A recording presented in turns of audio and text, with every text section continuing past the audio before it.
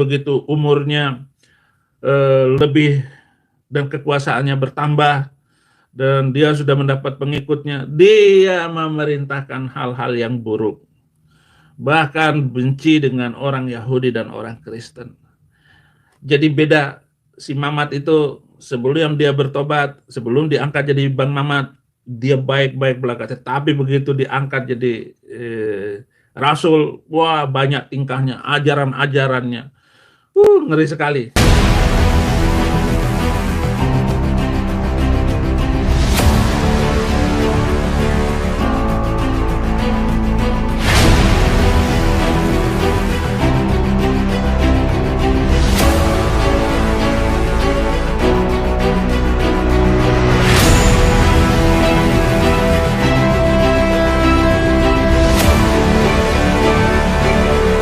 Nabi Rasul yang spesial. Lihat baik-baik. Nabi Rasul penutup, Sayyidul Anbiya, pemimpin para nabi.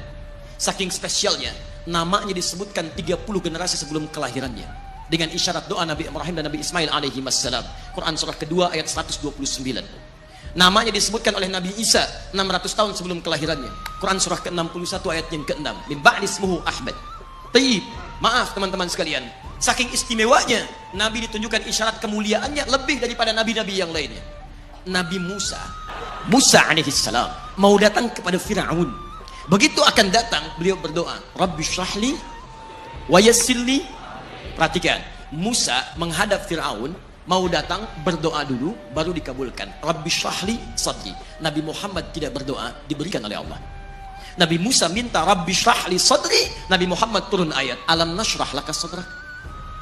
Karena itulah ketika Musa akan menghadap Fir'aun, yang hanya melontar beliau dengan kata-kata yang kejam, yang dahsyat, berdoa kepada Allah.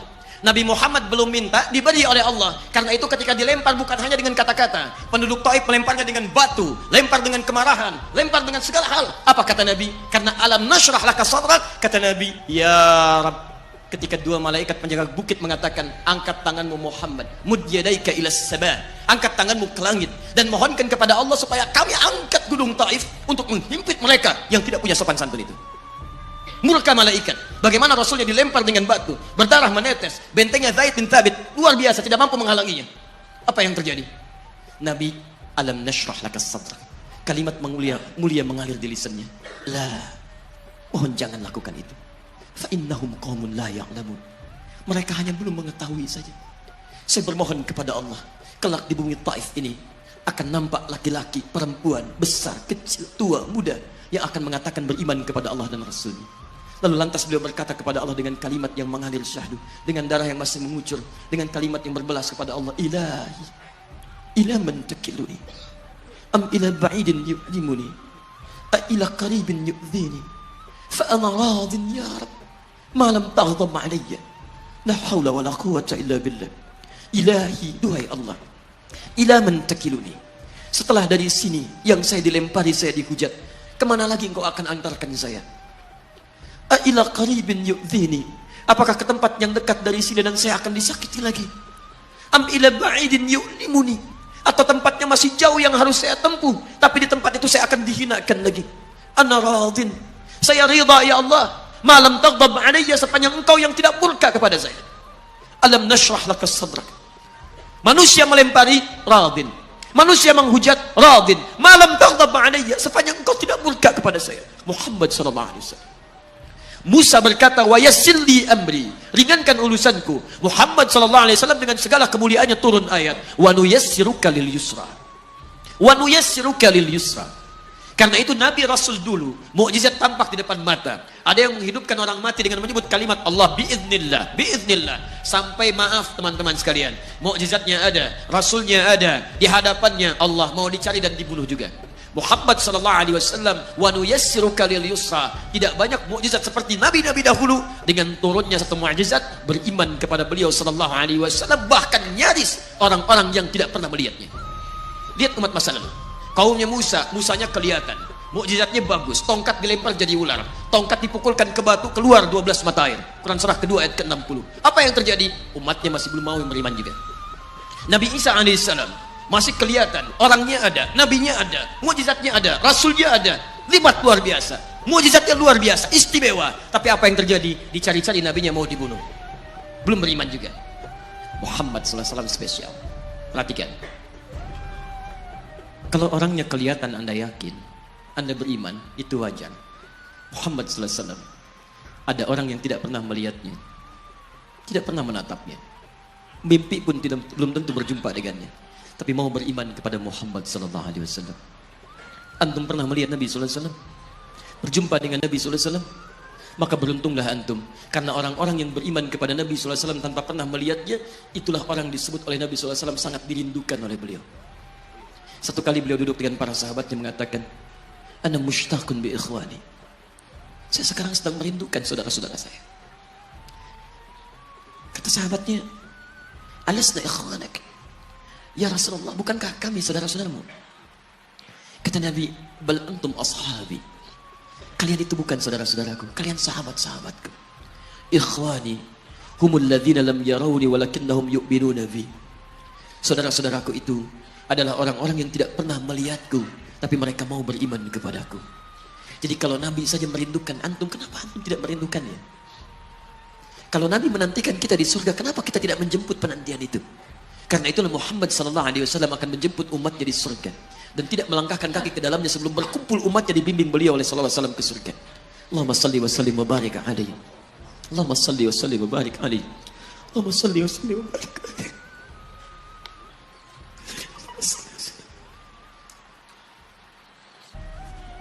Saat itu orang-orang kafir tatkala menyaksikan kota Makkah sudah tidak ada lagi dari orang Islam. Mereka meyakini bahwa Nabi Muhammad pasti akan menyusul teman-temannya ke kota Madinah. Maka semua berkumpul orang-orang kafir dan sepakat untuk membunuh Nabi besar Muhammad sallallahu alaihi wasallam di malam itu dengan cara yang keji. Dikepung rumah Rasulullah sallallahu alaihi wasallam dan setiap pemuda dari mereka yang mengepung diberikan sebilah pedang untuk menebas Nabi Muhammad saat beliau keluar dengan satu kali tebasan secara bersamaan agar mereka semuanya ikut andil di dalam pembunuhan Nabi Muhammad sallallahu alaihi wasallam. Cara yang keji, cara yang licik. Saat itu Allah memerintahkan Nabi Muhammad untuk berhijrah.